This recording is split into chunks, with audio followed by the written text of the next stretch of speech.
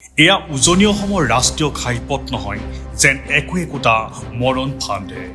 সাধাৰণ যাত্ৰীৰ জীৱন যাত্ৰাক লৈ ভেঙুচালি কৰি অহা ৰাষ্ট্ৰীয় ঘাইপথ নিৰ্মাণৰ ঠিকা লোৱা GDCL চমুকৈ গেমন ডাংকালি কৰ্পৰেশ্যন লিমিটেডৰ পৰা উপ ঠিকা লোৱা VSDও বৰ্তমান পলাতক।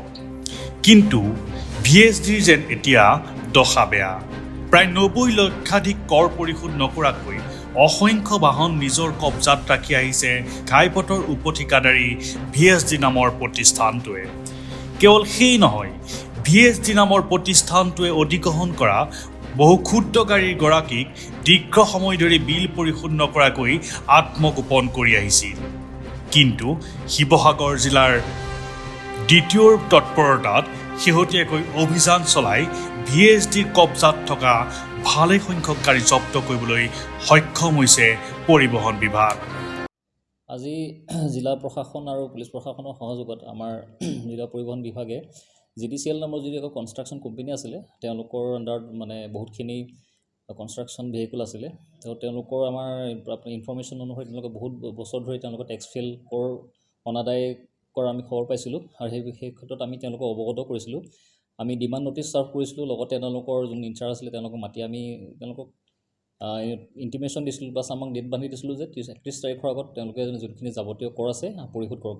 কিন্তু তেওঁলোকৰ ফালৰ পৰা কোনো পজিটিভ আমি ৰেছপন্স নাপালোঁ। সেইকাৰণে আজি আমি এক স্পেচিয়েল ড্ৰাইভ কৰিছিলোঁ পুলিচ আৰু প্ৰশাসনৰ সহযোগত। আমি তেওঁলোকৰ ভালেমান সংখ্যক গাড়ী যেনে ডাম্পাৰ, JCB আৰু ধৰক কেটাৰপিলাৰ এনেকুৱা ধৰণৰ গাড়ী আমি কিছুমান চিজ কৰিছোঁ আৰু আমি তেওঁলোকক এইটো বিষয়ে ইনফৰ্মেশ্যন দিছোঁ আৰু সোনকালে যাতে তেওঁলোকে কৰসমূহ পৰিশোধ কৰে তাৰ বাবে তেওঁলোকক আমি ইনষ্ট্ৰাকশ্যন দিছোঁ। আৰু ইতিমধ্যে আপোনালোকে গম পায় যে আমাৰ ফাইনেন্সিয়েল যদি চলিত ফাইনেন্সিয়েল ইয়েৰত আমি 41 কৰোৰ এবভ আমি ৰাজহ সংগ্ৰহ কৰিছোঁ আৰু 1.7 কৰোৰ আমি জৰিমনাও আমি সংগ্ৰহ কৰিছোঁ আমাৰ বিভিন্ন ধৰণৰ এনফৰ্চমেণ্ট এক্টিভিটিৰ পৰা। আৰু অনাগত দিনত চলি থাকিব আৰু সেইখিনি আমি কৰিব বিচাৰিছোঁ।